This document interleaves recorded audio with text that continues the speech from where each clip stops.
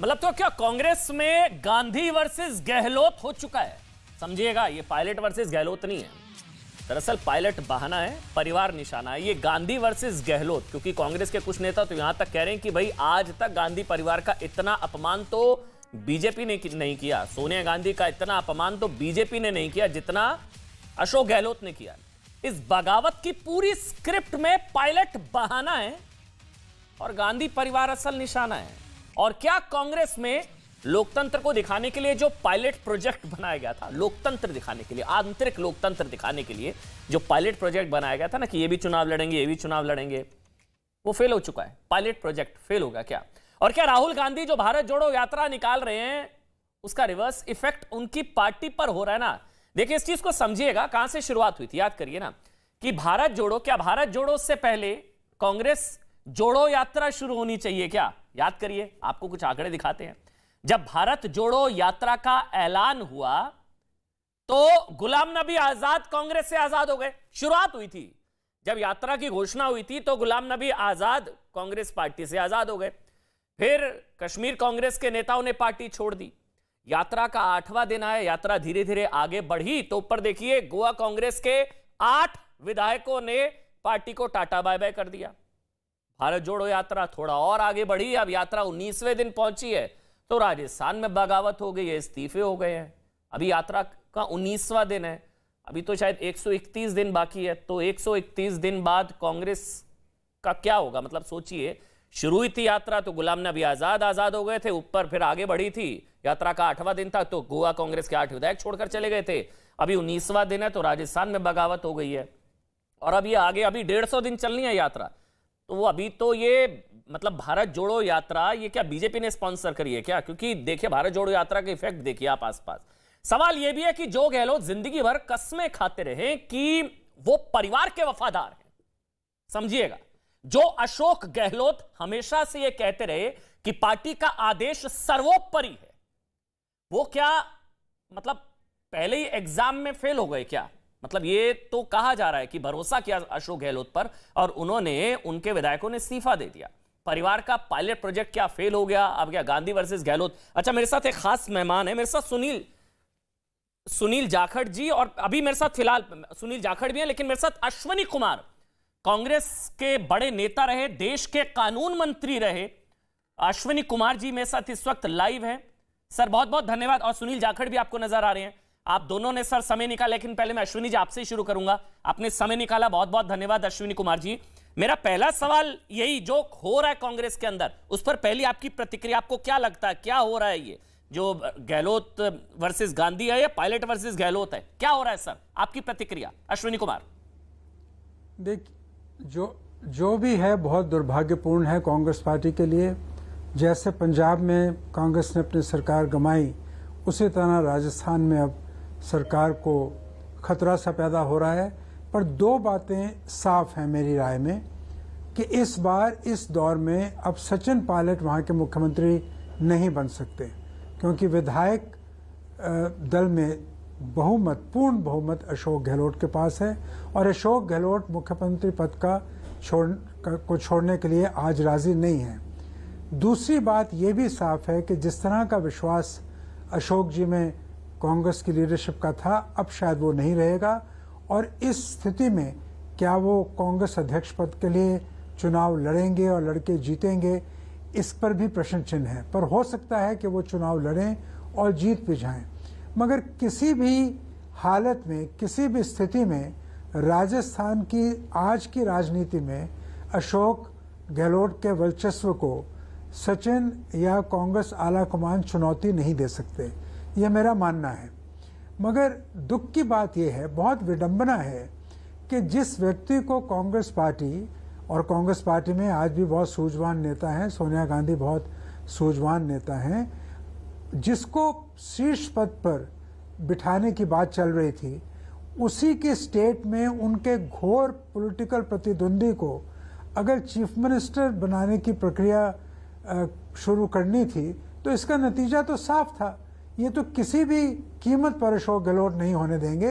ये आज से हमें मालूम नहीं है, पहले से मालूम था। पता नहीं कहाँ चूक हुई, कहाँ गलती हुई, पर यह सारी प्रक्रिया में मैं समझता हूं कांग्रेस आला कमान को बहुत बड़ा झटका लगा है।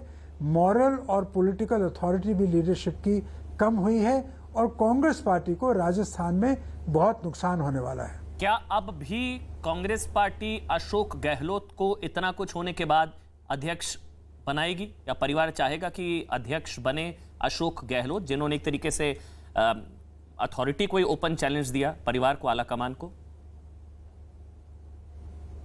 मैंने अपनी टिप्पणी में इसका संकेत दिया था। हो सकता है कि अशोक गहलोत को वो सपोर्ट अब ना हो कांग्रेस आला कमान की जो आज तक उनके साथ थी, और मैं समझता हूँ इसमें कोई बड़ी बात भी नहीं होगी, क्योंकि अगर ये समझा जाए दिल्ली में कि अशोक गहलोत की मर्जी के बगैर एमएलए बागी नहीं हो सकते थे, तो किसी भी कीमत पर उस तरह का विश्वास अब कांग्रेस की लीडरशिप उनमें नहीं रखेगी जो एक समय में था। पर ये सब चीजें मैं समझता हूं कि अशोक जी ने सोची होंगी, वो बड़े गुड़े हुए नेता हैं, उनका ये मत शुरू से रहा है और इस पर वो अडिग रहे हैं कि मैं राजस्थान की सेवा करना चाहता हूं, मैं राजस्थान की राजनीति से अभी विमुख नहीं होना चाहता। और ये बात के स्पष्टीकरण 92 से ज्यादा कांग्रेस पार्टी के विधायकों ने करी है। तो मैं नहीं समझता कि किसी भी कीमत पर आज की स्थिति में 92 से अधिक कांग्रेस विधायकों की मर्जी के खिलाफ किसी और आदमी को वहां का मुख्यमंत्री बनाया जा सकता है। ये कहा जा रहा है कि अशोक गहलोत ने बैक स्टैबिंग की, ब्लैकमेलिंग की, धोखा दिया, उन पर भरोसा जाहिर किया आला कमान ने, परिवार ने उनको अध्यक्ष के लिए चुना और उसके बाद उन्होंने ये किया। देखिए, अंग्रेजी में कहावत है you stand where you sit. ये किसके नजरिए से सोचा जा रहा है उस पर डिपेंड करेगा कि किसने किसको धोखा दिया। अशोक गहलोत अपनी तरफ से ये बहस कर सकते हैं कि मैं सारी जिंदगी लॉयल रहा, मैंने जो आला कमान ने कहा अपने 50 साल से ज़्यादा के जीवन में वो किया। उन्होंने कहा कि कांग्रेस पद का अध्यक्ष का चुनाव लड़ो, जो मैं नहीं लड़ना चाहता था, मैं फिर भी लड़ने को राजी हो गया। पर उन्होंने मेरे घोर प्रतिद्वंदी को मेरे बैकयार्ड में, मेरी स्टेट में मुझे पॉलिटिकली ख़त्म करने के लिए खड़ा कर दिया। तो गलती मेरी है या उनकी है? आला कमान ये कह सकते हैं कि अशोक गहलोत जो भी हैं हमारी सपोर्ट से हैं, और अगर आज हमने उनसे एक बात मांगी तो उनको हमारी बात माननी चाहिए थी। अब ये तो आपस की बात है, इस पर मैं क्या टिप्पणी कर सकता हूं।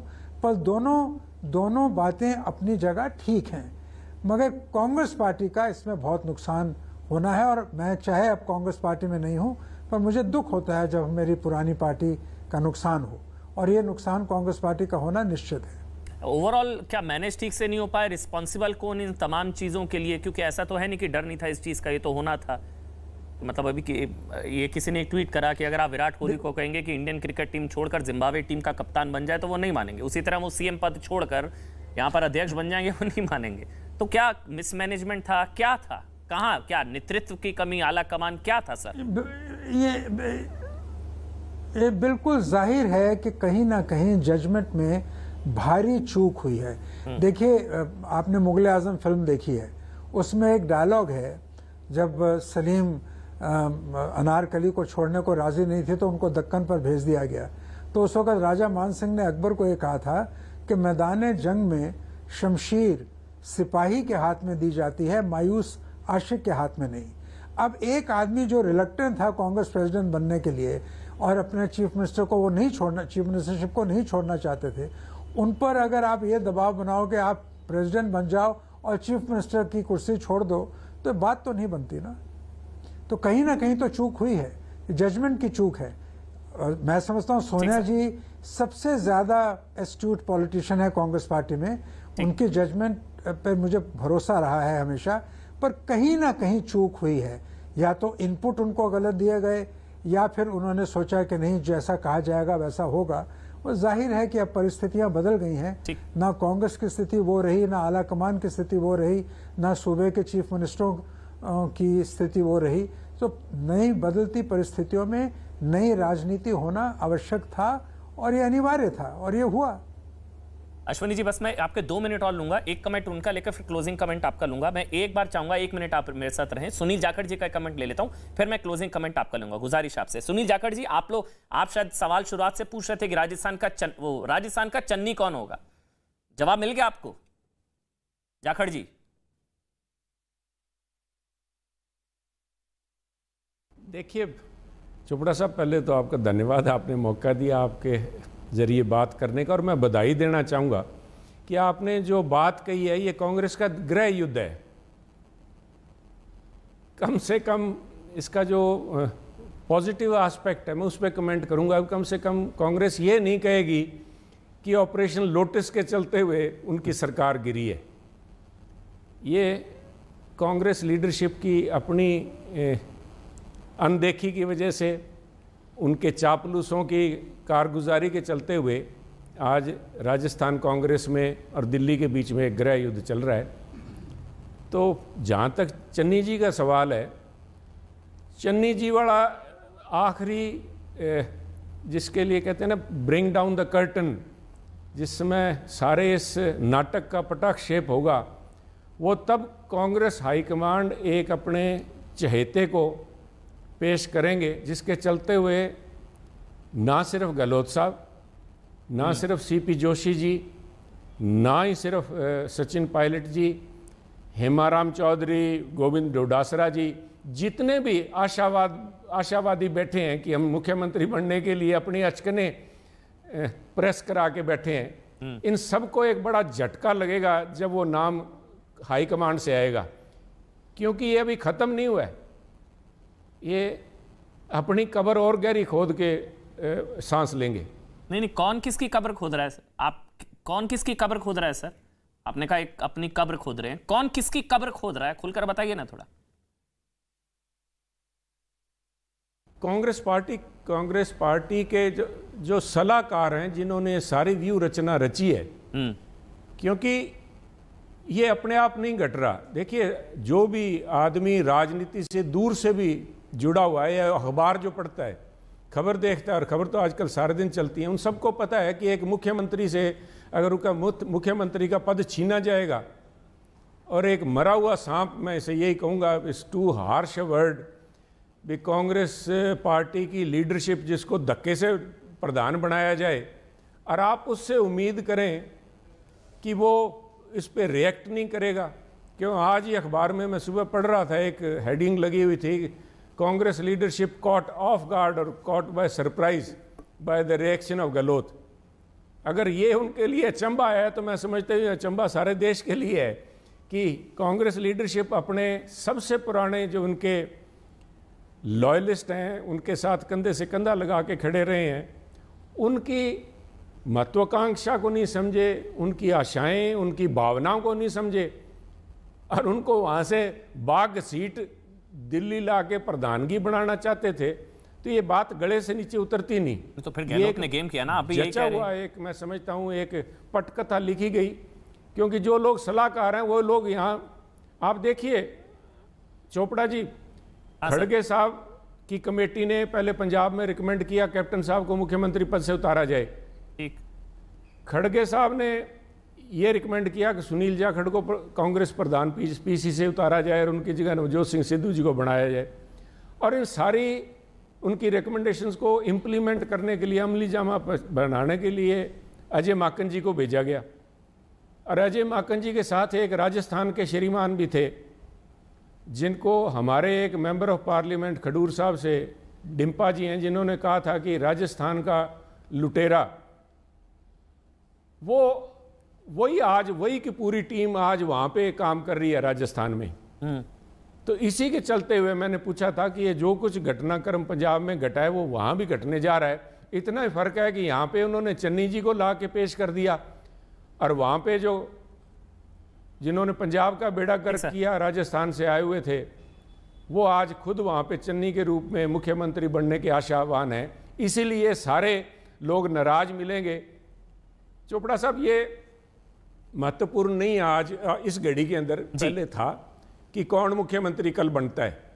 एक बात तय है, जो भी मुख्यमंत्री बने, चाहे गहलोत साहब बन जाए अब तो, जी सर, चाहे कोई और बन जाए, पंजाब में जिस तरह कांग्रेस निपटाई है, राजस्थान में एक वर्ड इस्तेमाल करते हैं निपटाना, क्या जी निपटा दो। राजस्थान कांग्रेस भी निपटा दी, पंजाब कांग्रेस निपटा दी, अब राजस्थान कांग्रेस निपटाएंगे, ये आप गारंटी लिख लीजिए मेरे से जी। और अगर इसके भी ऊपर अगर मैं समझता हूं कि जो सारे हालात पंजाब में घटे, वो पूरा चैप्टर यहां चल रहा है, आखिरी उसकी एक कड़ी थी, वो कड़ी ठीक सर, सुनील जाखड़ को नोटिस दिया गया।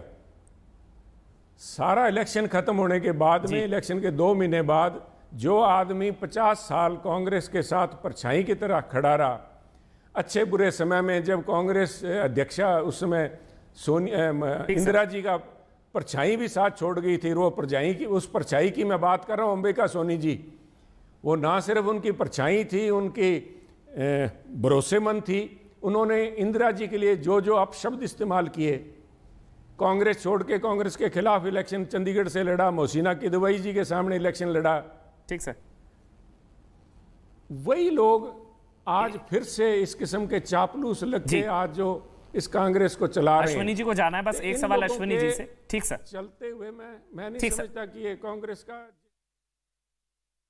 ठीक सर, मैं 1 मिनट आ रहा हूं, एक सवाल अश्विनी जी को जाना है, मुझे पता है, बस एक सवाल अश्विनी जी से। जो जाखड़ जी ने कहा कि पंजाब के रास्ते पर है राजस्थान, उन्होंने एक शब्द का इस्तेमाल किया चापलूस, और इससे पहले अनुभवहीन चाटुकारों की मंडली, ये शब्द का इस्तेमाल किया था गुलाम नबी आजाद ने, कांग्रेस के और नेताओं ने शब्द का इस्तेमाल किया था चपरासी। आपको लगता है कि जो मंडली है उसकी वजह से ये नुकसान हो रहा है या कुछ और रीजन है, और क्या पंजाब के रास्ते पर है राजस्थान? अश्विनी जी। पंजाब के रास्ते पर तो नजर आ ही रहा है राजस्थान, पर मैं उन लोगों में से नहीं हूं कि जो हर गलती की जिम्मेवारी जो कारिंदे हैं उन पर डालूं। ये फैसले कौन ले रहा है, कहां हो रहे हैं, ये सभी को पता है जी। जो प्रत्यक्ष है उसको प्रमाण की जरूरत नहीं, और मैं कभी व्यक्ति विशेष पर टिप्पणी नहीं करता, पर जिसको थोड़ा भी कांग्रेस पार्टी की राजनीति के बारे में मालूम है या देश की राजनीति को समझने की कोशिश कर रहे हैं, वो जानते हैं कि कांग्रेस को कौन चला रहा है। ये जिनका जिक्र जनरल सेक्रेटरी वगैरह का आता है, इन बेचारों का तो काम इतना ही है कि हुक्म की तामील करें, हुक्म देने वाले और हैं।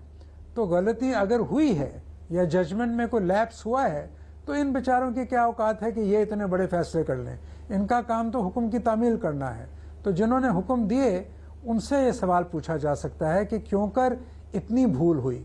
जो चीज प्रत्यक्ष नजर आ रही थी कि इसका अंजाम ये होने वाला है, उस चीज पर आगे बढ़ते हुए, उस प्रक्रिया को आगे ले जाते हुए अगर आज कांग्रेस पार्टी राजस्थान में खड्डे में गिर रही है, तो इसकी जिम्मेवारी किसकी है ये सभी जानते हैं, और ये आने वाले समय में और प्रत्यक्ष हो जाएगा।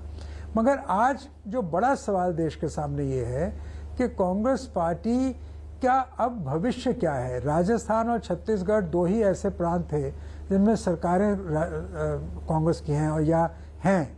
अगर राजस्थान इस वक्त डिस्टेबलाइज होता है, तो फिर किसी भी नजरिए से आप देखें, कांग्रेस पार्टी को बहुत बड़ा झटका लगने वाला है। मैं उम्मीद करता हूं कि अभी भी कांग्रेस अध्यक्षा सबसे बात करके कोई ऐसा रास्ता निकालें कि जो मन मिटाव है वो किसी तरह दूर हो, और अशोक गहलोत चीफ मिनिस्टर बने रहें, और सचिन पायलट जी को भी कोई ऐसी जिम्मेवारी दें जहां उनकी बात भी रह जाए और अशोक गहलोत की बात भी रह जाए। ये मुमकिन है, इम्पॉसिबल नहीं है, मगर इसमें कोई शक नहीं कि खटास दोनों तरफ अब इतनी ज्यादा हो गई है कि पहली वाली बात अब नहीं रहेगी। वैसे तो पॉलिटिक्स में सब कुछ मुमकिन है, कहते हैं politics is the art of the possible. कल क्या हो जाए मुझे मालूम नहीं, पर मेरे से अगर आप पूछें तो मैं ये कहूंगा कि सचिन पायलट का कांग्रेस अध्यक्ष बनना ज्यादा आसान है, राजस्थान का मुख्यमंत्री बनने से ज्यादा आसान है। ठीक सर, बहुत बहुत शुक्रिया अश्विनी कुमार जी। सुनील जाखड़ जी, मैं आपसे गुजारिश करूंगा आप रहें सर। बहुत बहुत धन्यवाद सर, आपने समय निकाला न्यूज़ 18 इंडिया के लिए। जाखड़ जी, फिर आपकी बातों से और अश्विनी जी की बातों को सुनकर ये लग रहा है कि कोई अध्यक्ष बनने को तैयार ही नहीं है। आपने कहा घसीट कर अध्यक्ष, कोई सबसे ग्रैंड ओल्ड पार्टी का अध्यक्ष बनने को तैयार नहीं है। उदाहरण दिए जाते हैं, सीताराम केसरी गैर गांधी अध्यक्ष हुए थे, उनकी धोती उतार दी गई थी, क्या उनके साथ व्यवहार हुआ था? कोई पार्टी में दूसरा सीताराम केसरी नहीं बनना चाह रहा, कोई अध्यक्ष बनने को तैयार क्यों नहीं है फिर? और क्या लौट के कांग्रेस फिर परिवार पर ही आएगी? फिर राहुल जी बागडोर संभालेंगे या सोनिया जी? जाखड़ जी। आप बिल्कुल ये सही है साहब। आप हमारे छोटे कस्बे में चले जाइए, प्रधानगी एक ऐसी चीज़ है, चाहे वो रेडी यूनियन की हो, चाहे वो सब्जी मंडी की हो, हर एक आदमी प्रधान बनना चाहता है। शहर के घंटाघर पे खड़े हो के आप आवाज़ दे दीजिए प्रधान जी, आधा शहर वापस कहेगा हाँ जी, क्योंकि प्रधान वो बड़ा बन। और कांग्रेस एक नेशनल पार्टी का प्रधान बनने के लिए आपको घसीट के लाना पड़ रहा है गहलोत साहब को। ये तो अपने आप में इसे स्टेटमेंट अगर कोई देखना चाहे, समझना चाहे, नहीं हंसने की बात नहीं है साहब, ये बड़ा गंभीर मसला है। मैं मजा नहीं, मैं वो कहते हैं ना चुटकुले नहीं ले रहा इनके ऊपर, बिकॉज मैं महसूस करता हूं लोकतंत्र के अंदर विपक्ष का होना बड़ा जरूरी है, और विपक्ष इनकी तरफ आज से देख रहा है। मैं शर्तिया गारंटी देता हूं, अगर आज आप नीतीश कुमार जी से या लालू प्रसाद जी से जाके मिलेंगे और बात करेंगे, जो कल सोनिया जी से मिलके आए हैं यहाँ फतेहाबाद आने से पहले, तो वो भी महसूस कर रहे होंगे कि हमें एक आधा दिन इंतजार कर लेना चाहिए था, क्योंकि हम उनको लीडर बनाना चाहते थे इस महागठबंधन का।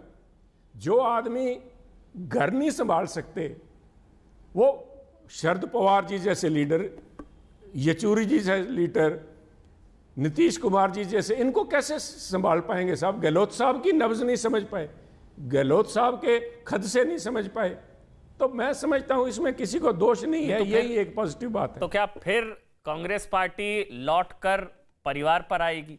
क्योंकि कुछ लोग कह रहे हैं ये जो पूरा बगावत वाला जो ड्रामा है, सब कुछ हुआ, ये भी एक तरीके से कांग्रेस पार्टी का दृश्यम था, ताकि अध्यक्ष पद की कुर्सी परिवार में ही रहे, कि देखे हमने कोशिश करी, आंतरिक लोकतंत्र का ये सब किया, कोई अब देखिए क्या हाल हो गया। तो फिर अब जो है, जब एक फेसबुक पर शायद राहुल गांधी ने डाला भी था कि जब नाव फंसती है तो पतवार अपने हाथ में लेनी पड़ती है, तो क्या लौटकर कांग्रेस फिर राहुल पर आएगी, परिवार पर, कांग्रेस मतलब फिर उन्हीं के हाथ में, ये सब होने के बाद आपको लग रहा है? और ये स्क्रिप्ट थी, दृश्यम था, जाखड़ जी?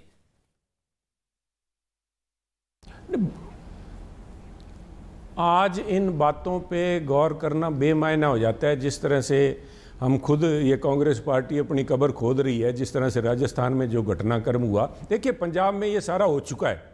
आदमी एक दफ़ा कहीं चलता हुआ ठोकर खा जाए किसी पत्थर पे, तो उसे अनजाना कहते हैं भी ध्यान नहीं दिया, पर आप दोबारा जाके उसी पत्थर पे ठोकर खाओ तो लोग क्या कहेंगे आपको? तो इसलिए मैं समझता हूं कि जिन लोगों ने पंजाब का बेड़ा कर किया, उनसे ही आप वहां पे राजस्थान कांग्रेस की कब्र खुदवा रहे हो। तो इसके चलते हुए आज कांग्रेस को बचाने का मुद्दा है साहब। आज आप ये ना देखिए कि कौन प्रधान बनता है, कौन प्रधान नहीं बनता। आज मुद्दा वो कहते हैं ना, घर को बचाने के तो है सबब बहुत, पर पहले ये तो तय हो कि घर को बचाएं कैसे। आज तो इस कांग्रेस को बचाने की बात करिए साहब। तो ये गहलोत जी ने भी तो गेम कर दिया ना, मैं वही बार बार पूछ रहा था, उन पर भरोसा क्या? गहलोत जी ने गेम कर दिया, बिना उनकी सहमति के थोड़ी नसीफे हो गए होंगे इतने। नहीं, देखिए स्वाभाविक है साहब, हमारे पंजाब में, अगर आप पंजाबी आपके कुछ दर्शक समझते होंगे, शिव कुमार बटालवी जी पूरे देश के एक बहुत बड़े लेखक थे, एक बड़ा उनका नाम है कला में। उनका एक गीत था जिसमें वो कहते हैं कि एक बाज दे हथों कूंज खोई, देखा रोंदा है कि करलाउंदा है। एक बाज के हाथ से अगर उसका शिकार आप छीनते हो और उसके बाद कहो कि मैं देखूं ये चीखे मारता है या नहीं। आप गहलोत साहब से मुख्यमंत्री पद ले रहे हो और आप उम्मीद कर रहे हो कि वो आपको सलाम कह के आपके साथ आ जाएंगे। और क्यों आए गहलोत साहब? मैं बताऊं, ये इसी बात के लिए मुझे दुख हो रहा है कि गहलोत साहब को इस्तीफा दे रहे हैं, जिन्होंने अपनी लॉयल्टी के चलते हुए, जब मिसिस गांधी ने बुला के कहा होगा कि नहीं मेरे खातिर आप अध्यक्ष बनो, तो उन्होंने बिल्कुल कहा कि अगर आप इतना ही जिद कर रही हैं तो मैं बन जाता हूं। पर उनका बयान देखिए, उन्होंने कहा था कि एक व्यक्ति एक पद का जो इनका है डायरेक्टिव, वो इस पे लागू नहीं होता, बिकॉज दोनों पोजीशन, चाहे चीफ मिनिस्टर की हैं चाहे कांग्रेस का प्रधान है, दोनों इलेक्टेड बॉडीज हैं। परंतु राहुल जी का फरमान वहां से आया, टेंशन तो यही है ना कि केरला से रहते हुए जो वो राज्य में मुख्यमंत्री भी रह सकते, इसी को लेकर ये सारी कहानी है। छोटा सा ब्रेक ले रहा हूं, ब्रेक के बाद तुरंत हाजिर होंगे। छोटा सा ब्रेक ले रहा हूं, जाखड़ जी रहिएगा मेरे साथ, छोटा सा ब्रेक ले रहा हूं।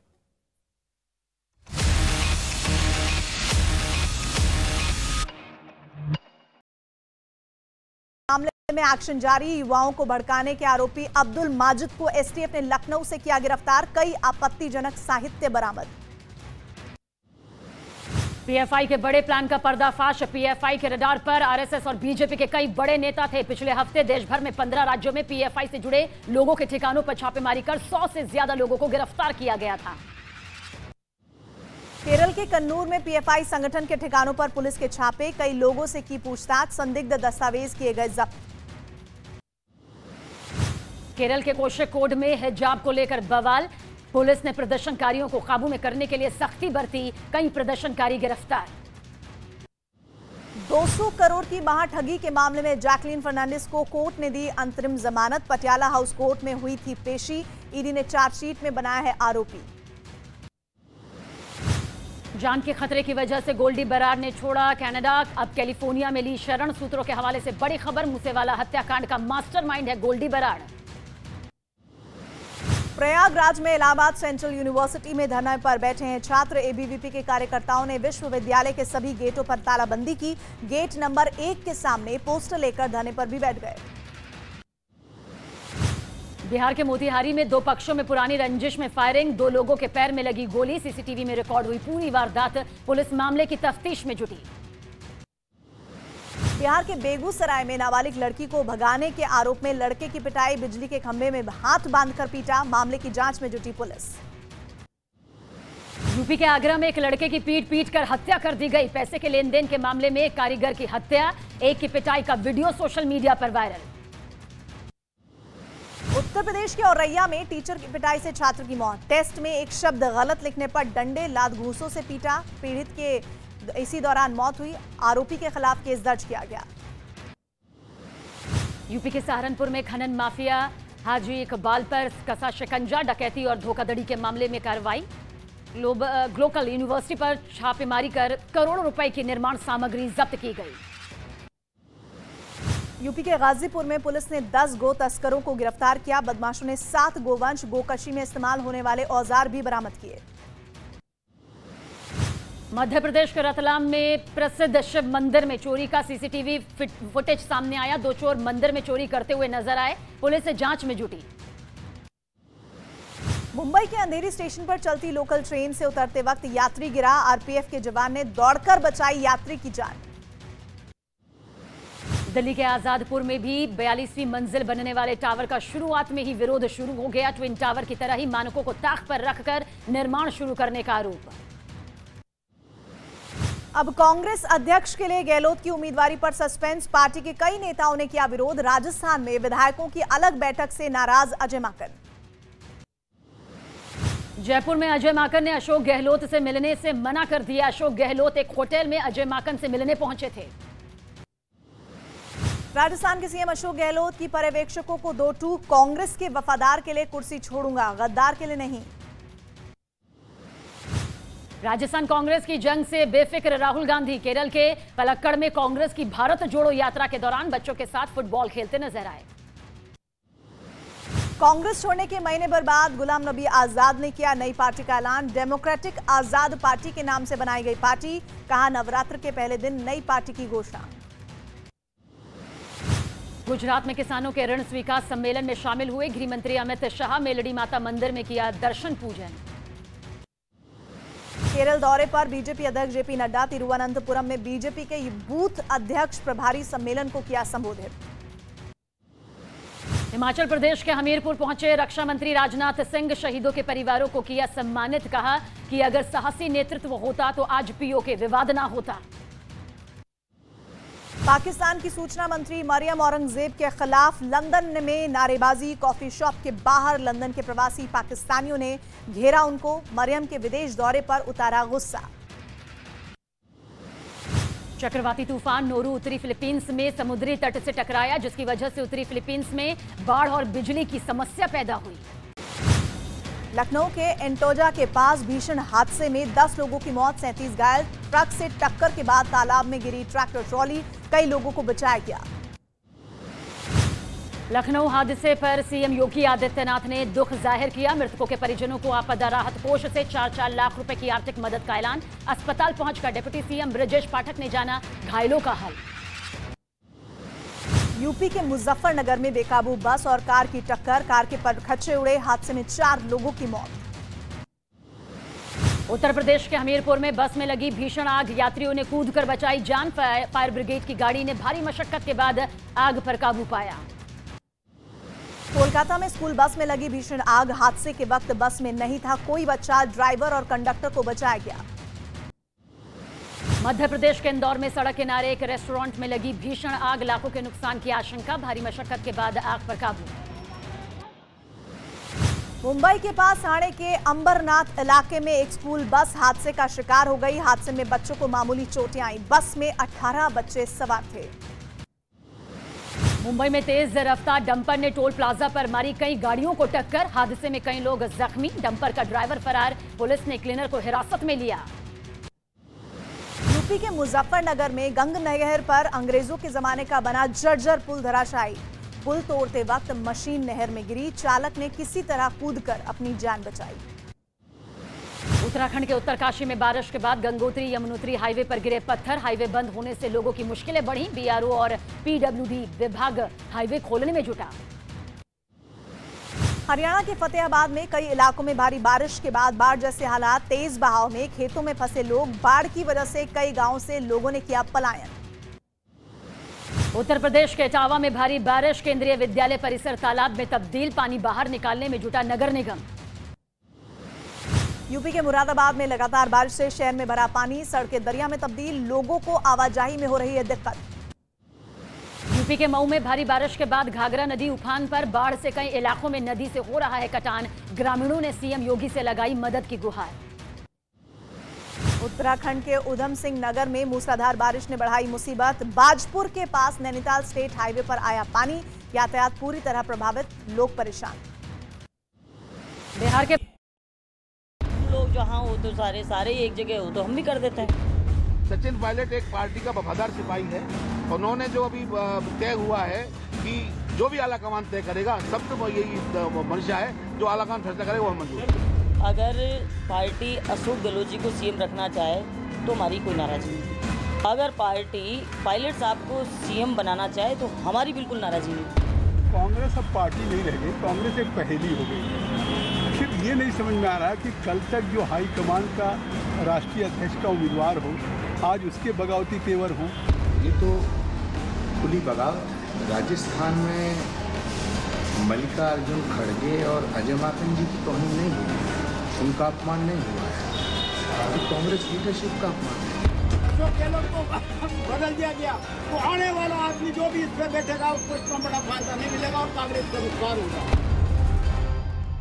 तो देखिए, खुली बगावत इस वक्त कांग्रेस पार्टी में अशोक गहलोत ने कर दी है। कांग्रेस पार्टी के नेता कह रहे हैं अनुशासनहीनता है, बगावत है, ब्लैकमेलिंग है। तो क्या अनुशासनहीनता पर कार्रवाई होगी या नहीं होगी? गौरव भाटिया, भारतीय जनता पार्टी के राष्ट्रीय प्रवक्ता, आप मेरे साथ जुड़ चुके हैं। सोहेल सेठ भी हैं और आचार्य प्रमोद कृष्णम हैं। आचार्य जी बहुत बहुत स्वागत। सोहेल सर आपका स्वागत है, गौरव भाई आपका स्वागत। एक कमेंट सोहेल सेठ आपका, उसके बाद गौरव और आचार्य प्रमोद कृष्ण में आपके पास आऊंगा। सोहेल सेठ, मतलब G23 के बाद अब G92 हो गया है। पहले G23 था, अब ये गहलोत 92, G23 के बाद G92 हो क्या रहा है सर? ऑथर हैं, कॉलमिस्ट हैं आप, बोलिए सर। हर शाख पे उल्लू बैठा हो तो अंजामे गुलिस्तां क्या होगा। ये अब कांग्रेस की ये दिन अब खत्म हो गए। अब कांग्रेस का एनालाइज करना कोई फायदा ही नहीं है, क्योंकि अगर आपने पहले भी सुना प्रोग्राम झाकर साहब को, अश्विनी को, उन्होंने भी कह दिया है कि कांग्रेस हर वक्त एक जीत में हार देखती है, हार चाहती है। और आज जो हम देख रहे हैं राजस्थान में जो हो रहा है वो सिर्फ पंजाब का रेप्लिकेशन होगा, और आप पायलट को भी खोएंगे, गहलोत को भी खोएंगे, आपके साथ एक ही आदमी रहेगा राहुल गांधी, और राहुल गांधी के जो 4 चमचे हों या जो भी चेले चपाटे हो। पर मैं यही समझता हूं कि ये लोग एक बार क्यों नहीं अपनी पार्टी बंद कर देते। आप मार्च करिए, रोज आप पदयात्रा करिए, रोज आप प्रेस कॉन्फ्रेंस करिए, पर ये कह दीजिए कि भाई अब कांग्रेस पॉलिटिकल पार्टी नहीं रही, क्योंकि इतना तमाशा तो सर्कस भी नहीं दिखाती जितना ये लोग दिखा रहे हैं रोज। और मेरे समझ में ये नहीं आ रहा कि एक आदमी इतनी गलतियां एक दिमाग से कैसे कर सकता है। वो एक जमाने में हम कहते थे you had to really work hard to fail in class 10। ये रोज जब उठते हैं कोई ना कोई फेलियर इनके सामने चमकता है और ये कहते हैं कि भाई आज मैं कैसे फेल करूं। ये व्यवस्था है कांग्रेस। गौरव जी, गौरव भाटिया मेरे साथ, सुप्रीम कोर्ट में वरिष्ठ अधिवक्ता हैं, भारतीय जनता पार्टी के प्रवक्ता हैं। गौरव जी, आपको तो सूट कर रही है ये यात्रा, ये तो आप चाहेंगे? अभी तो 19 दिन में ये हाल है, 150 दिन पूरे होने चाहिए, 150 दिन बाद। गौरव जी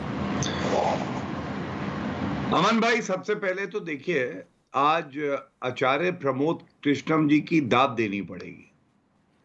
बताते हैं जो आधिकारिक प्रवक्ता है कांग्रेस पार्टी के, वो सब मैदान छोड़ के भाग गए। आचार्य जी 100 किलो के पत्थर रख के मन पे और यहां बैठे हुए हैं, और चेहरे पे देखिए मुस्कान भी है, वो मूंछों से छुप रही है, वैसे मुस्कुरा रहे हैं अंदर से। कांग्रेस पार्टी, अमन जी, है क्या, मैं आपको बताता हूं। आप याद करिए, कपिल सिब्बल जी ने कहा था ये तो सारे घोड़े अस्तबल से बाहर भाग गए हैं, कब आप यहां पे रोक लगाएंगे। तो कांग्रेस पार्टी में ये कहना गलत नहीं होगा, घोड़ा खाए घास, गधा खाए च्यवनप्राश। और ये क्यों कहता हूं, ये जो भारत जोड़ो यात्रा है ना, देखिए बहुत विचित्र यात्रा है। घोड़ा कौन, गधा पहले कौन? गोवा, हाँ वो अभी पता चल जाएगा अमन जी, जग जाहिर है, जग जाहिर है, जग जाहिर है। मैं अपनी बात पूरी कर लूं अमन जी। जी गौरव जी। देखिए अमन जी, है क्या, आपको बताता हूं। भारत जोड़ो यात्रा, अरे भारत तो अखंड है, जुड़ा हुआ है, लेकिन हाँ 8 MLA गोवा से भाग गए। अब राजस्थान में आग लगी हुई है, और बताते हैं अमन जी, आज माकन जी को सोनिया गांधी जी ने बुला के कहा कि कांग्रेस पार्टी की पोस्टमार्टम रिपोर्ट लिखित में दे देना रात तक। अब बताइए, ये हाल है कि जो व्यक्ति कल तक गुणगान कर रहे थे कांग्रेस पार्टी वाले कि अगला अध्यक्ष होगा, आज न्यूज में आ रहा है कि अब वो प्रत्याशी ही नहीं रहा। मतलब देखिए कि कैसे रिमोट कंट्रोल से कांग्रेस पार्टी चलती है। दूसरी बात, आज बताया जा रहा था कि राहुल गांधी फुटबॉल खेल रहे हैं, सेल्फ गोल के पहले कहते हैं एक और ले ले, इतने पार्टी में आग लगी हुई है, वो वहां फुटबॉल खेल रहे हैं। और जो स्पीकर है राजस्थान के, जिनको ये तय करना है कि 82 इस्तीफे आए हैं, और अगर इस्तीफे स्वीकार हो गए हैं तो ये सरकार अल्पमत में है। अल्पमत की सरकार में वो पोलो खेल रहे हैं। अब बताइए, सरकार मस्त है, जनता त्रस्त है, कष्ट होता है। और इसीलिए भारतीय जनता पार्टी एक ऐसी पार्टी है जिसकी तरफ जनता आज देख रही है, उम्मीद से देख रही है, और भारतीय जनता पार्टी जनता के साथ खड़ी है, और वो समय दूर नहीं है कि भारतीय जनता पार्टी ही जनता की सेवा करेगी। आचार्य जी, एक बात तो ठीक है गौरव भाटिया जी ने कि सशक्त विपक्ष बहुत जरूरी है लोकतंत्र के लिए, और मैं बहरहाल उस पर नहीं जाऊंगा, मैं तो आपकी बात करूंगा। आपने भी कहा कि इतना अपमान तो नेतृत्व का, मतलब बीजेपी, मोदी जी ने नहीं किया, बीजेपी ने नहीं किया। इतना अपमान सोनिया गांधी का, राहुल गांधी का, आला कमान का, जितना अपमान इस पूरे प्रकरण में हुआ, क्यों किया गहलोत जी ने ऐसा? देखिए अमन जी, आपकी डिबेट के 2 पहलू हैं, 2 पार्ट हैं। एक पार्ट है कि जो बीजेपी के प्रवक्ता कांग्रेस पार्टी पर चुटकी ले रहे हैं, कांग्रेस पार्टी के अंदरूनी इन मसलों पर बात कर रहे हैं, क्योंकि उन्हें खुशी होनी चाहिए, और उन्होंने जो हमले किए हैं वो बिल्कुल करने चाहिए, उनका धर्म बनता है। क्यों, उन्हें मालूम है कि अगर राष्ट्रीय स्तर पर, नेशनल लेवल पर कोई विकल्प बीजेपी का बन सकता है तो कांग्रेस पार्टी बन सकती है। इसलिए उन्हें कांग्रेस पार्टी को कमज़ोर करने की बात सुनने में भी मज़ा आना चाहिए, और करने की तो बात ही ठीक है। मैं 2-3 बातें करना चाहूँगा अमन जी। पहली बात ये करना चाहूँगा कि अभी भारत जोड़ो यात्रा का जिक्र हुआ। भाई राहुल गांधी जी अगर अच्छे भाव से, पवित्र भाव से, राष्ट्रीय एकता और अखंडता के भाव से, सद्भावना के भाव से अगर पद यात्रा कर रहे हैं तो ये कौन सा गुनाह है। दूसरा सवाल है कि राहुल गांधी जी ने ये फैसला लिया कि वो कांग्रेस की अध्यक्षता नहीं स्वीकार करेंगे, ये कौन सी बुरी बात है। और जब राहुल गांधी जी ने इस्तीफ़ा दिया था तो यही सब गौरव भाटिया जी थे और यही बीजेपी थी, इनके सारे नेता ये कहते थे कि राहुल गांधी जी का इस्तीफ़ा ढोंग है, पाखंड है, नाटक है, ये इस्तीफ़ा नहीं देंगे। क्यों नहीं देंगे साहब? क्योंकि साहब गांधी परिवार कांग्रेस पार्टी पे जो अपना कब्जा है उसे छोड़ना नहीं चाहता। अरे साहब, गांधी परिवार पार्टी पे कब्जा नहीं छोड़ना चाहता। तो आज इनके सारे हमलों का जवाब दे दिया गया। पहला हमला इनका था कि गांधी परिवार का ही अध्यक्ष बनेगा। गांधी परिवार के नेतृत्व में कांग्रेस ने फैसला लिया कि कांग्रेस पार्टी का अगला अध्यक्ष गांधी परिवार से नहीं होगा। तो गौरव जी इसकी क्षमा याचना कीजिएगा। घसीट के लाना पड़ रहा है, जबरदस्ती कुर्सी पे बिठाया जा रहा है। आपको भी पता है आचार्य जी कौन बनना चाह रहा है अध्यक्ष? जाखड़ जी सोचिए क्या हालत हो गई है। राष्ट्रीय पार्टी, ग्रैंड ओल्ड पार्टी का कोई अध्यक्ष बनने को तैयार नहीं है। नहीं, शशि थरूर हैं। देखिए जाखड़ बनाइए। जी बोलिए आचार्य। सोहेल भाई दूसरा इनका दूसरा हमला इनका था कि कांग्रेस पार्टी के अंदर तानाशाही चलती है, एक ही परिवार की हुकूमत चलती है, तो भाई कांग्रेस का इलेक्शन हो रहा है जो बीजेपी में कभी नहीं होता, और कांग्रेस नेतृत्व ने ये स्पष्ट किया है कि कांग्रेस का इलेक्शन फेयर होना चाहिए। तो दोनों हमलों की तो हवा निकल गई है। अब रहा डॉक्टर जाखड़ साहब का सवाल। सुनील जाखड़ जी हमारे बहुत ही सम्मानित नेता रहे हैं और सुनील जाखड़ जी के जो फादर थे डॉक्टर बलराम जाखड़ जी, मैं उनसे व्यक्तिगत रूप से भी बड़ा उनका सम्मान करता था, और कांग्रेस पार्टी का हर कार्यकर्ता जाखड़ परिवार का सम्मान करता है, आज भी करता है। लेकिन कांग्रेस की जीत ये है कि जाखड़ जी ने पार्टी छोड़ दी है, लेकिन कांग्रेस पार्टी की के संकट से उन्हें अभी भी चिंता है, उन्हें अभी भी फिक्र है। ये हमारी पार्टी की जीत है। तो उनके आरोपों की हवा निकली नहीं निकली, गहलोत जी ने किसकी हवा निकाली ये बता दीजिए, फिर गौरव जी आप बोलिएगा। सोहेल भाई आ रहा हूं, गहलोत जी ने किसकी हवा निकाली, क्यों किया गहलोत जी ने ऐसा? भरोसा किया था ना गहलोत जी पर तो आपने, आप लोगों ने। और सचिन पायलट गद्दार, अब सचिन पायलट को गद्दार कहा जा रहा है। अब सवाल है राजस्थान के इस मौजूदा हालात का। तो मैं आपके चैनल पे बता देना चाहता हूं कि अशोक गहलोत जी बहुत बड़े नेता हैं और कांग्रेस नेतृत्व के बड़े विश्वसनीय, बड़े चहेते नेता हैं और बहुत बड़े नेता हैं, लेकिन वो कांग्रेस से बड़े नहीं हैं और कांग्रेस नेतृत्व से भी बड़े नहीं हो सकते हैं। जो कांग्रेस नेतृत्व ने राजस्थान में नेतृत्व परिवर्तन का फैसला लिया और उसके लिए मल्लिकार्जुन खड़गे और अजय माकन जी को वहाँ भेजा, वहाँ इसलिए भेजा था अमन जी कि एक डेमोक्रेटिक सिस्टम से वहाँ के विधायकों से बात हो। तो ये तो कोई बुरी बात नहीं थी, लेकिन वहाँ के विधायकों को कुछ मिसगाइड किया गया और मिसगाइड इतना किया गया कि उन्होंने पार्टी लाइन की अवहेलना की। तो ये अजय माकन जी तो कांग्रेस के महासचिव हैं, प्रभारी हैं, वो खुद कह चुके हैं, खड़गे जी कह चुके हैं कि ये अनुशासन, आचार्य जी, बिना अशोक गहलोत की सहमति के, बिना अशोक गहलोत की सहमति, उनके ऑर्डर के बिना क्या उनके विधायक इस्तीफा देंगे? बिना अशोक गहलोत के कहे क्या उनके विधायक आला कमान के विधायक दल की बैठक में जाने से मना कर देंगे? बिना अशोक गहलोत के रिमोट के क्या ये सब कंट्रोल हो सकता है? आप जानते हैं इसके पीछे कौन है। और कह रहे हैं सचिन पायलट गद्दार। बहरहाल गौरव भाटिया बोलिए, फिर सोहेल सेठ में आ रहा हूं। गौरव भाटिया, एक कमेंट आपका। जो आचार्य प्रमोद कृष्ण ने कहा, आप लोग कहते थे लोकतंत्र नहीं है, अब तो चुनाव हो रहा है। आप लोग कहते थे कि मतलब पवित्र यात्रा निकल रही है। आप लोग कहते थे कि वह इंटरनल डेमोक्रेसी नहीं है, अब तो सारे चुनाव लड़ रहे हैं, शशि थरूर हैं, सब हैं। गौरव भाटिया जी। अमन जी देखिए, मैं आपको केवल इतना कहूंगा, किसी के जख्मों पे नमक डालना उचित बात नहीं है। और हमारे साथी हैं, इन्होंने यहां कहा कि गौरव भाटिया खुश हो रहे होंगे।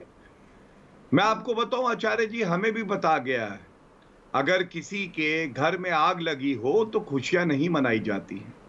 आपने ये भी कह दिया कि हम आपको कमजोर कर रहे हैं। अरे आप मृत हैं। मैं हमेशा कहता हूं कांग्रेस पार्टी आज मृत पार्टी है, केवल दफनाना बाकी है। और ये गजब की बात होगी कि राहुल गांधी की भारत जोड़ो यात्रा खत्म हो और दफना दिया जाए कांग्रेस पार्टी को। अरे आप बताइए, आंख में कैसी पट्टी बांध रखी है? धृतराष्ट्र है क्या? अशोक गहलोत के कहे बिना क्या धारीवाल ये कह सकते हैं? वो कह सकते हैं कि जैसे पंजाब खोया था राजस्थान खो दिया। क्या जो महिला एमएलए हैं इंदिरा मीना, वो कह सकती है कि मुझसे हस्ताक्षर कराए अमन जी और मुझे पता नहीं था, उस कोरे कागज में कुछ लिखा ही नहीं था? क्या ये हो सकता है कि मंत्री कहें कि 82 एमएलए ने इस्तीफा दे दिया है और सीपी जोशी पोलो का मैच खेल रहे हो? लेकिन एक बात जरूर कहूंगा, देखिए, जिसको ये आला कमान कहते थे वो आला कमान नहीं है, वो काला कमान है। काला कमान इसलिए उसकी नीयत काली है। और अशोक गहलोत ने उस काले कमान को आज घुटने टिकवा दिए। जिस मंदिर में जाके सारे कांग्रेसी चापलूस मत्था टेकते थे, आज इनको पता चला वो मूर्ति असली नहीं है, वो तो गलत है। और यही बात अशोक गहलोत की इन सबको अखर रही है अमन जी। मुझे तो ऐसा लगता है कि अब कुछ ही दिन की बात और है, राजस्थान भी जाएगा, कांग्रेस पार्टी भी दफनाई जाएगी और कांग्रेस पार्टी पूरी तरह से मृत घोषित कर दी जाएगी। तभी पोस्टमार्टम रिपोर्ट मांगी गई।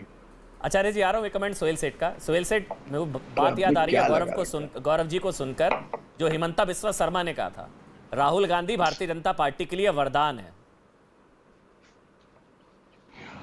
गांधी वरदान हो या नहीं हो वो तो बात अलग है, पर ये एक बात सच है कि राहुल गांधी से अब ये होगा नहीं। ये उनके दायरे के बाहर है, उनकी अकल के दायरे के बाहर है और उनकी काबिलियत के दायरे के बाहर है। प्रॉब्लम ये है कि माँ का प्रेम सोनिया गांधी को ये नहीं देखने देता कि उनका जो लड़का है वो पदयात्राओं के लिए बहुत अच्छा है पर पॉलिटिक्स के लिए नहीं। पॉलिटिक्स पदयात्राओं से नहीं चलती, नहीं तो नरेंद्र मोदी चलते ही जाते और कुछ काम ही नहीं करते। नंबर 1। नंबर 2, आज एक ऐसा कांग्रेस ऐसे मुकाम पे पहुंची है, उसे ये डिसाइड कर रहे हैं कि वो सीरियस पॉलिटिक्स करेगी और अगर करेगी तो फिर इस परिवार से इन्हें अलग होना पड़ेगा। क्योंकि परिवार, अब परिवारवाद आप छोड़िए, पर परिवार एक प्रॉब्लम बन गया है इस पार्टी के लिए। पहले लोग कहते थे कि परिवार एक फेविकॉल है, आज परिवार तोड़वादी है, परिवार ही तोड़ रहा है पार्टी को। क्योंकि लोग ये नहीं जानते कि परिवार क्या सोचता है, कब सोचता है, और अगर सोचता भी है तो प्रॉब्लम्स ये हैं। जब तक ये कांग्रेस पार्टी ये फैसला नहीं कर ले कि गांधी से अब छुटकारा पाना जरूरी है, तो ये पार्टी खत्म हो गई।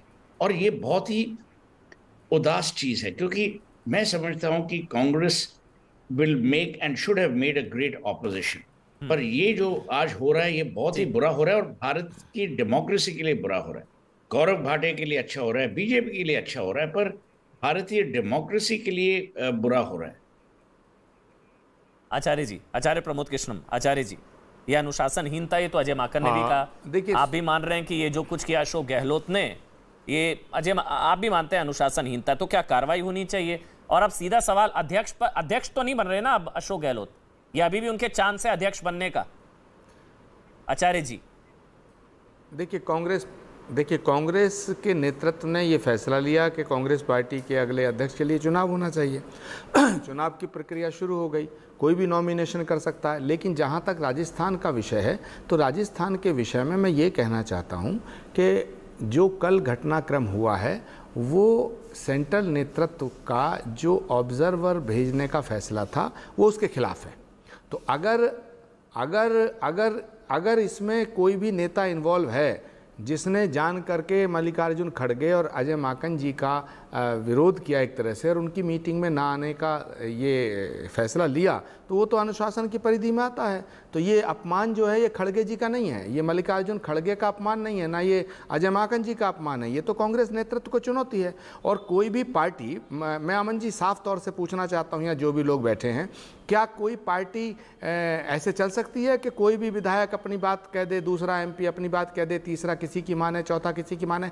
विधायकों को अपनी बात कहने का हक है, इसीलिए कांग्रेस पार्टी के नेतृत्व ने ऑब्जर्वर भेजे थे। लेकिन विधायकों को उन ऑब्जर्वर से मिलने से रोक दिया गया, ये साजिश की बू आती है। वो कह रहे हैं कि आपके जो ऑब्जर्वर आए थे वो सचिन पायलट को मुख्यमंत्री बनाने आए थे, किसी एजेंडे के तहत आए थे। ये तो आरोप लगा रहे हैं जो विधायक हैं गहलोत गुट के, वो कह रहे हैं कि आपके ऑब्जर्वर आए थे पायलट को सीएम बनाने। नहीं अमन जी, ये विषय नहीं है कि वो पायलट को मुख्यमंत्री बनाने आए थे या पायलट मुख्यमंत्री बनते, ये विषय नहीं है। विषय ये है कि वो जो ऑब्जर्वर गए थे वो विधायकों की राय शुमारी के लिए गए थे और अकेले में बात करने के लिए उन्होंने इच्छा प्रकट की। वो कह रहे हैं मन बनाकर गए थे आपके ऑब्जर्वर में, फैसला ये नहीं होने जा रहा था। गहलोत जी के विधायक कह रहे हैं की मीटिंग में ये फैसला होने ही नहीं, मेरी बात पूरी होने दे। सीएलपी की मीटिंग में ये फैसला नहीं होने जा रहा था कि चीफ मिनिस्टर कौन बनेगा। फैसला ये होने जा रहा था कि कांग्रेस नेतृत्व इसके लिए अधिकृत किया जाता है। तो अगर उन वहाँ के विधायकों ने ऑब्जर्वर से मिलना गवारा नहीं किया है और इसके पीछे कोई साजिश है, इसके पीछे कोई नेता है, तो मैं आपके चैनल से बता देना चाहता हूँ कि कांग्रेस नेतृत्व नरेंद्र मोदी से नहीं झुका तो किसी राज्य के किसी नेता कौन है इसके पीछे? कौन हो सकता है? सवाल नहीं कौन हो सकता है? आप, और ये आप क्यों हिचकिचा रहे हैं नाम लेने से? सुनिए, ये अशोक गहलोत है, ये कांग्रेस पार्टी का नहीं, मैं क्या कह रहा हूँ, अशोक गहलोत जी हो या कोई भी हो,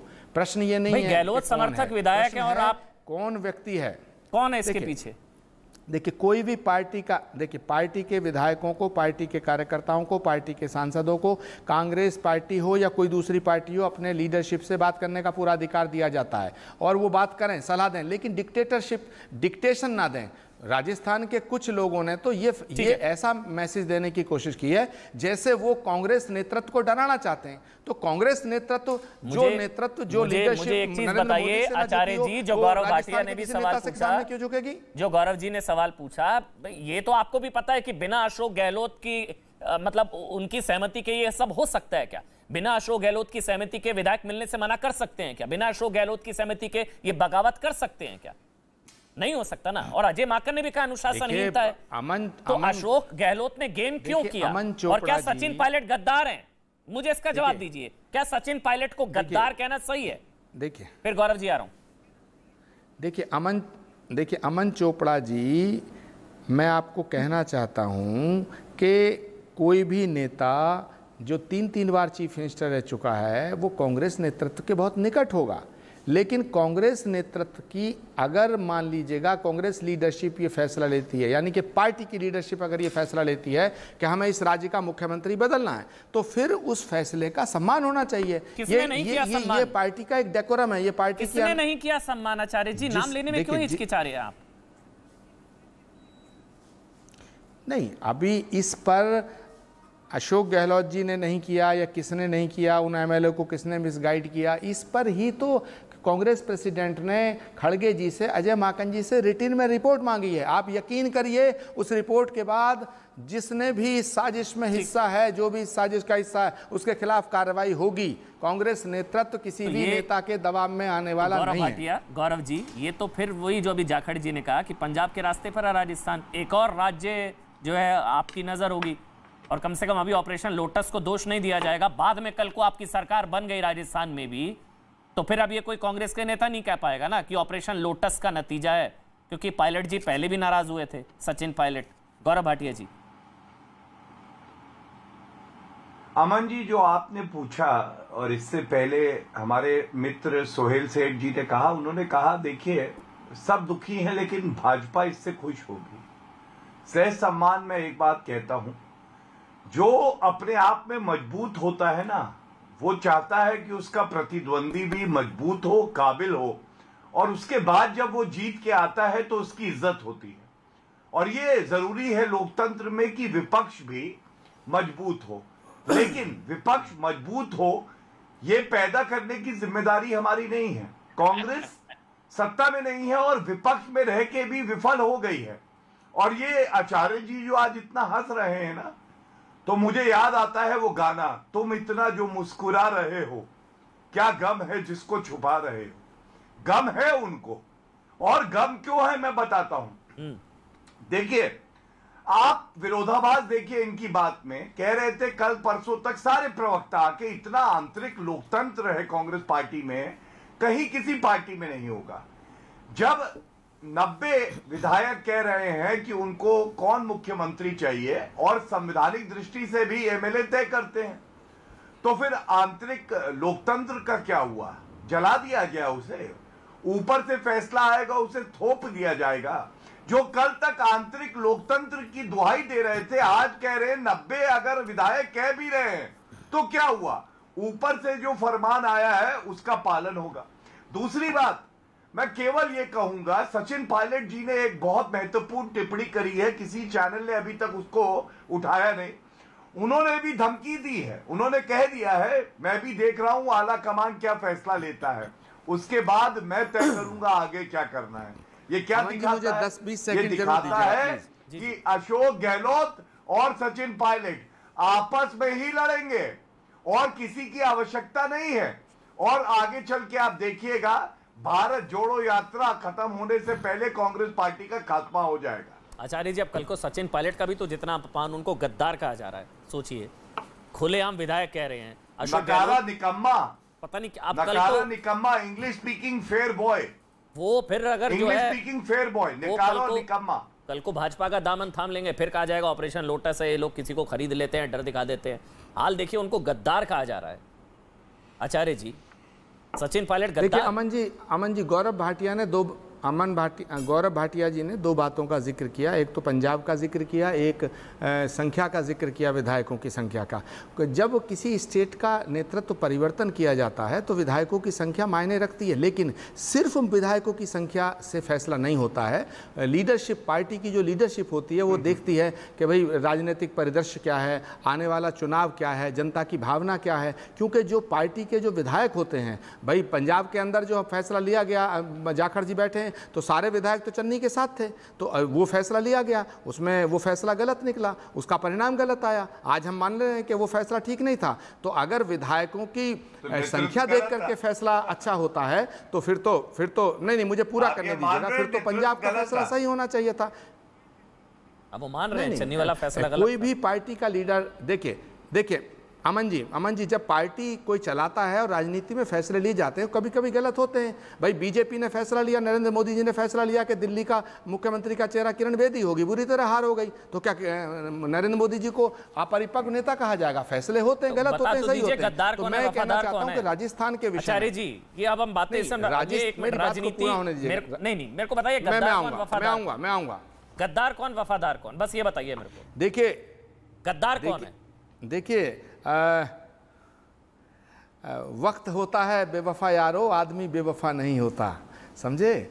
तो किसी का कहीं कोई ना कोई ऐसा मामला होता है जिसमें आदमी अपने अपने स्वार्थों में लिप्त होकर के पार्टी नेतृत्व की अवहेलना करते हैं। लेकिन ये वही पार्टी नेतृत्व है जिसने अशोक जी को 3 बार चीफ मिनिस्टर बनाया। तो मुझे लगता है अशोक गहलोत जी को दिल बड़ा करना चाहिए था। आज वो वक्त है कि अशोक गहलोत जी को पार्टी नेतृत्व का सम्मान करना चाहिए था। आज वो वक्त है जब पार्टी नेतृत्व हमारा बीजेपी से जूझ रहा है इस देश को एक रखने के लिए, जहां तमाम दूसरी पॉलिटिकल पार्टियां भी आकर के सोनिया गांधी जी से बात कर रही हैं। आज संकट का समय है, तो संकट के समय में पार्टी के नेताओं का फर्ज बनता है पार्टी के नेतृत्व को मजबूत करे। लेकिन मुझे अफसोस के साथ कहना पड़ रहा है कि अशोक गहलोत जी ने जो काम किया है वो पार्टी, अशोक गहलोत जी ने जो काम किया है, अशोक गहलोत जी आज हमारे एक पार्टी के चीफ मिनिस्टर हैं, लेकिन वो कांग्रेस पार्टी नेतृत्व से ना बड़े हो सकते हैं ना पार्टी से बड़े हो सकते हैं। अशोक गहलोत जी को सोचना चाहिए और अशोक गहलोत जी को अपने कल के उस फैसले पर पुनर्विचार करना चाहिए और पार्टी करनी चाहिए। अब अध्यक्ष तो नहीं बन रहे ना गहलोत जी,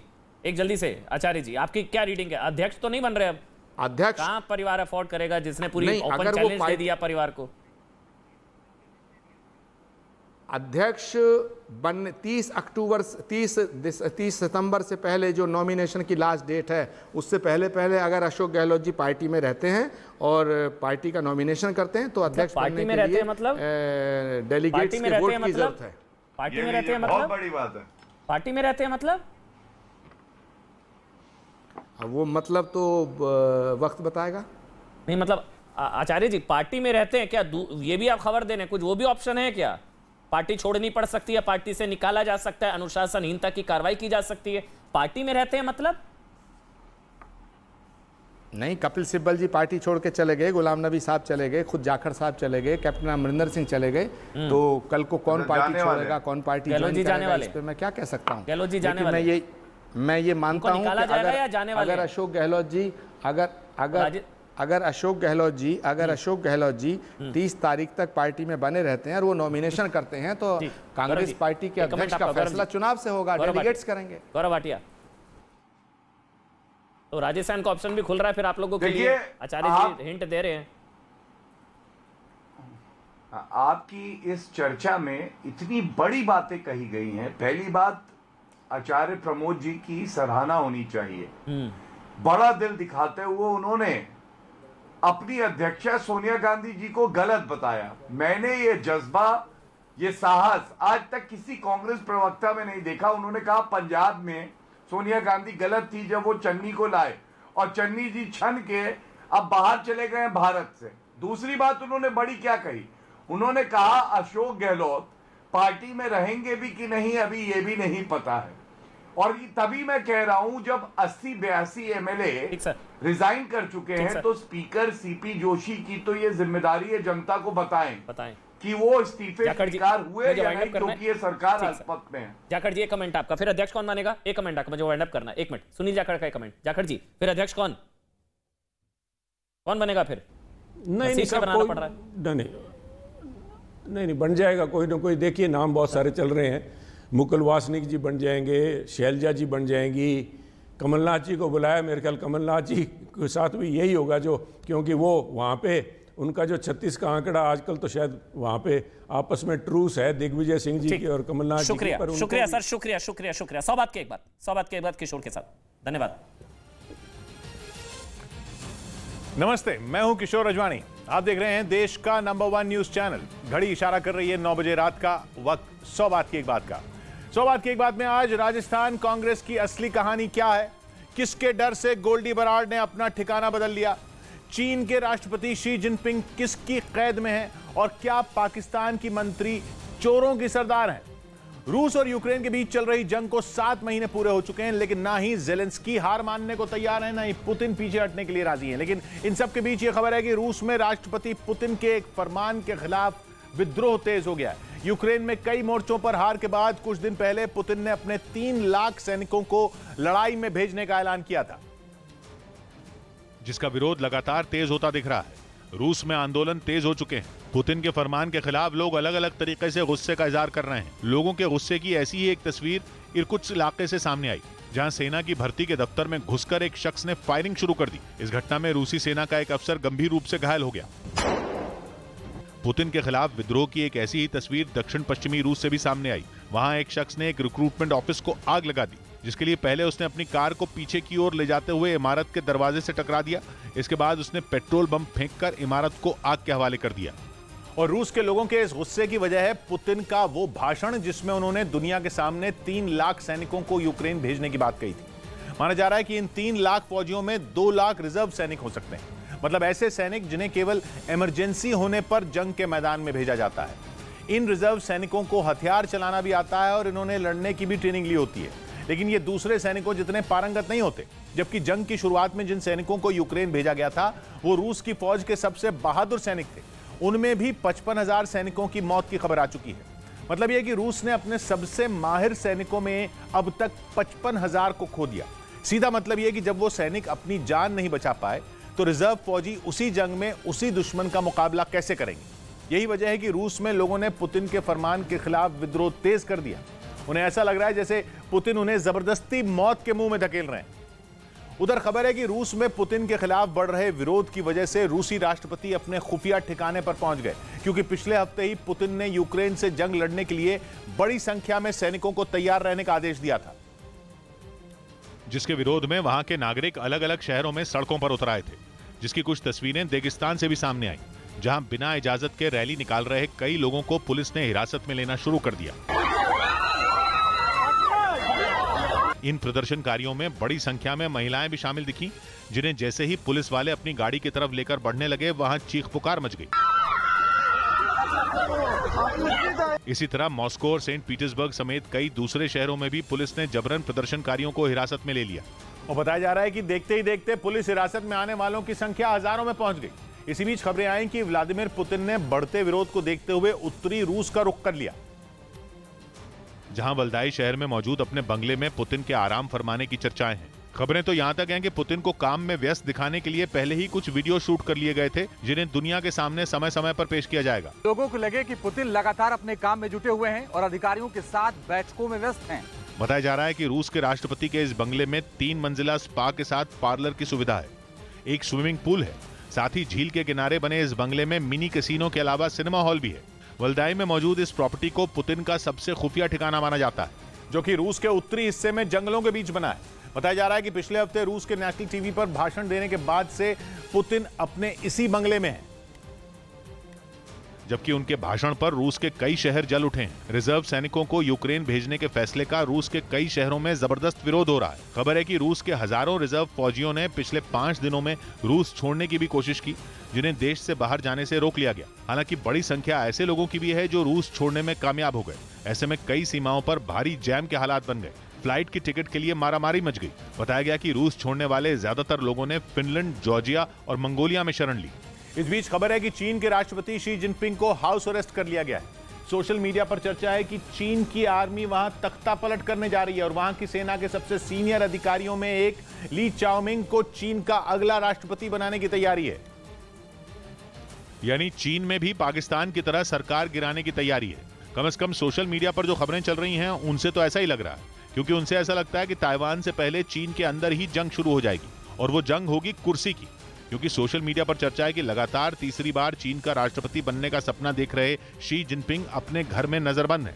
पहले कहा गया कि उज्बेकिस्तान से एससीओ समिट में शामिल होकर लौटे शी 3 दिन के लिए क्वारंटीन है, लेकिन 3 दिन बीत जाने के बाद भी शी जिनपिंग कहीं नहीं दिखे, जिसके बाद सोशल मीडिया पर खबर उड़ी कि वो अपने घर में कैद हैं। और अटकलें हैं कि ऐसा चीन की पीपल लिबरेशन आर्मी के इशारे पर हुआ है। हैरानी तो इस बात की है कि चीन ना तो इन खबरों की पुष्टि कर रहा है और ना ही खंडन, जिसकी वजह से जानकार कह रहे हैं कि दाल में कुछ तो काला है और चीन के सियासी गलियारे में जरूर कोई खिचड़ी पक रही है। क्योंकि हर छोटे बड़े मामले पर प्रतिक्रिया देने वाला चीन का विदेश मंत्रालय चुप है, वो भी तब जब चीन में तख्ता पलट की खबर 2 दिन से सोशल मीडिया पर चर्चा का मुद्दा बनी हुई है। और इन सबके बावजूद चीन का विदेश मंत्रालय मौन साधे बैठा है, या यूं कहें कि आंखों देखी मक्खी निगल रहा है, और उसकी यही चुप्पी शक पैदा कर रही है कि कहीं सच में शी जिनपिंग की कुर्सी जाने वाली तो नहीं है। क्योंकि सोशल मीडिया पर चीन की एक मानवाधिकार कार्यकर्ता ने दावा किया कि उन्होंने 22 सितंबर को सेना का बीजिंग की ओर जाता हुआ 22 किलोमीटर लंबा काफिला देखा। एक और दावा यह भी किया गया कि चीन में 6000 घरेलू और अंतर्राष्ट्रीय उड़ानें रोक दी गई हैं, और ऐसा इसलिए किया गया ताकि शी जिनपिंग किसी पार्टी नेता से न मिल पाए। यही नहीं, दावा किया गया कि शी जिनपिंग फोन पर भी अपने करीबियों से बात नहीं कर पा रहे हैं। खबरें उड़ी कि शी जिनपिंग को इस तरह टारगेट करने का मतलब केवल एक है, और वो है उन्हें कुर्सी से हटाना और उनकी जगह सेना के सीनियर अधिकारी ली चाओमिंग को कुर्सी पर बिठाना। क्योंकि सोशल मीडिया पर यह दावा भी किया गया कि चीन की कम्युनिस्ट पार्टी ने शी जिनपिंग को चीन की नेवी के प्रमुख के पद से हटा दिया है, जिसके बाद उन्हें गिरफ्तार कर लिया गया। और 16 अक्टूबर से शुरू होने वाली कम्युनिस्ट पार्टी की बैठक में चीन के राष्ट्रपति के तौर पर जनरल ली चाओमिंग के नाम का औपचारिक ऐलान हो जाएगा। वैसे अफवाह तो ये तक उड़ चुकी है कि चीन में पर्दे के पीछे से सेना ने शासन पर कब्जा कर लिया है और जनरल ली चाओमिंग ने सत्ता संभाल ली है। और 16 अक्टूबर को औपचारिक तौर पर यह ऐलान कर दिया जाएगा कि शी जिनपिंग चीन के अब राष्ट्रपति नहीं रहे। खबर है कि अपनी 3rd टर्म के लिए शी जिनपिंग कुछ भी करने पर उतारू हैं। यहाँ तक कि उन्होंने उनकी बात न मानने वाले सेना के कई अधिकारियों की हत्या तक करवा दी है, और इसी वजह से चीन की सेना बगावत पर उतर आई है, और उज्बेकिस्तान से लौटते ही शी जिनपिंग को नजरबंद कर दिया गया। वैसे चीन के कई अखबार इन अफवाहों को गलत बता रहे हैं, लेकिन जानकार इससे इनकार नहीं कर रहे कि शी जिनपिंग के साथ कुछ तो गड़बड़ है, क्योंकि कहते हैं ना कि धुआं वहीं से उठता है जहां आग होती है। इधर यूपी में अवैध खनन करने वालों पर कड़ी कार्रवाई होगी। यूपी में अवैध खनन करने वालों के खिलाफ मुख्यमंत्री योगी आदित्यनाथ ने गैंगस्टर एक्ट के तहत कार्रवाई करने का आदेश जारी कर दिया। साथ ही पुलिस को इसके खिलाफ अभियान चलाने और 10 दिन के अंदर रिपोर्ट भेजने का भी निर्देश दिया गया। पीएफआई की टेरर फंडिंग मामले में युवाओं को भड़काने के आरोपी अब्दुल माजिद को एसटीएफ ने लखनऊ से गिरफ्तार कर लिया।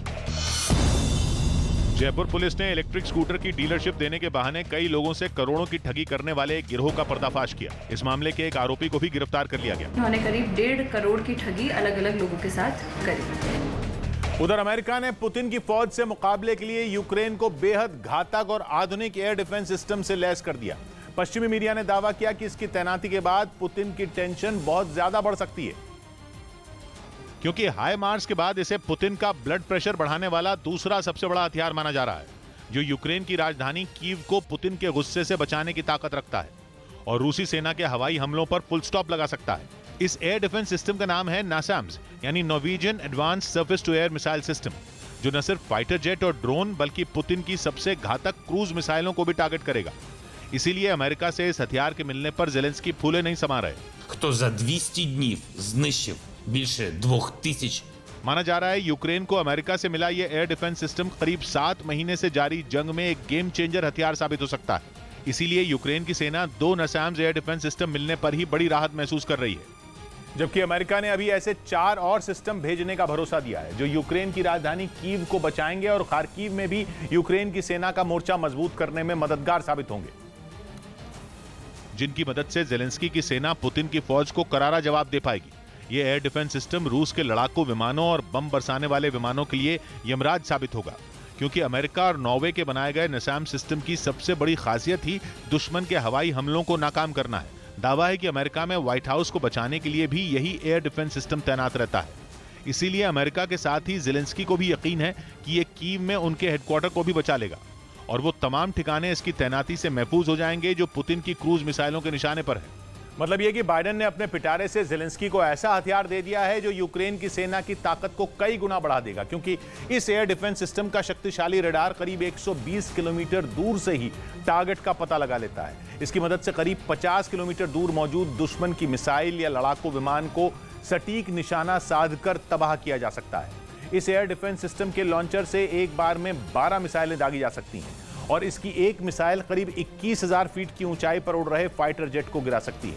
जबकि अब तक यूक्रेन के पास जो एयर डिफेंस सिस्टम मौजूद हैं, उनसे दागी गई मिसाइलें सिर्फ 5,000 फीट की ऊंचाई पर उड़ने वाले टारगेट पर ही हमला कर सकती। इधर गुलाम नबी आजाद ने अपनी पार्टी की घोषणा कर दी। कांग्रेस छोड़ चुके गुलाम नबी आजाद ने अपनी नई पार्टी का ऐलान कर दिया, जिसका नाम डेमोक्रेटिक आजाद पार्टी रखा गया है। इस मौके पर गुलाम नबी आजाद ने अपनी पार्टी का झंडा भी लॉन्च किया। नवरात्रि के पहले शुभ अवसर पर हम भी एक नई शुरुआत करें। अरुणाचल प्रदेश के पश्चिमी कामेंग जिले में भारी बारिश के बाद सड़क पर अचानक कीचड़ हो गया, जिससे फिसलकर 3 गाड़ियां खाई में गिर गईं। ऑस्ट्रेलिया को 3 मैचों की T20 सीरीज में 2-1 से हराकर टीम इंडिया ने आईसीसी रैंकिंग में अपनी बादशाहत बरकरार रखी। इसके साथ ही भारत ने दूसरे स्थान पर मौजूद इंग्लैंड पर 7 अंकों की बढ़त भी बना ली। उधर मुंबई के विलेपार्ले इलाके से रोंगटे खड़े कर देने वाला एक वीडियो सामने आया। वहां रात में अचानक कई झोपड़ियां भर-भरा कर गिर पड़ी, जिसका वीडियो डराने वाला था। वीडियो में पहले एक झोपड़ी गिरती दिखी, जैसे ही वो नाले में समाई अगली ढहने लगी और फिर उसी से लगी तीसरी झोपड़ी भी सेकंडों के अंदर भरभरा कर गिर पड़ी। जानकारी के मुताबिक इस हादसे में कुल 7 घर बर्बाद हुए। हालांकि खतरे की आशंका के तहत करीब 30 घरों को पहले ही खाली करा लिया गया था। यही वजह रही कि किसी को जान का नुकसान नहीं हुआ। बताया गया कि ये झोपड़ियां कई साल पुरानी थीं और कमजोर हो गई थीं, जिसके बाद वो अचानक भरभरा कर गिर गईं। इस बीच लंदन पहुंची पाकिस्तान की मंत्री को जबरदस्त बेइज्जती झेलनी पड़ी। वहां रहने वाले पाकिस्तान के लोगों ने मंत्री मरियम औरंगजेब को सड़क पर ही घेर लिया और उन्हें चोर कहकर बुलाने लगे। असल में मरियम जब लंदन की एक कॉफी शॉप पहुंची तो कुछ पाकिस्तानी लोगों ने उन्हें घेर लिया और उनके खिलाफ नारेबाजी शुरू कर दी। उन्होंने आरोप लगाया कि पाकिस्तान सदी की सबसे भयानक बाढ़ से जूझ रहा है और सरकार के मंत्री जनता के पैसों से महंगी महंगी कॉफी पी रहे हैं। एक शख्स तो बाकायदा लाउडस्पीकर पर मरियम को चोर बताने लगा, तो वहीं कुछ महिलाओं ने उनके बगैर हिजाब घूमने पर भी आपत्ति जताई।